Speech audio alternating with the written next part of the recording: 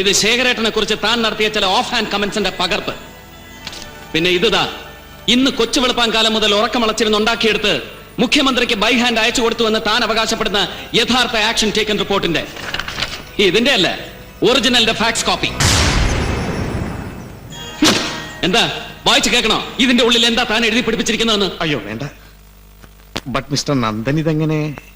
DIG, അവനവന്റെ പണി നല്ല ഭംഗിയായി പണിയാൻ അറിയാവുന്ന ഒരു പത്രപ്രവർത്തകന് ഇത് സംഘടിപ്പിച്ചെടുക്കണമെങ്കിൽ അതിന് അത്ര പെരുത്ത കായികാധ്വാനവും ബുദ്ധിവ്യായാമവും കാലവയവും ഒന്നും വേണ്ടിവരില്ല.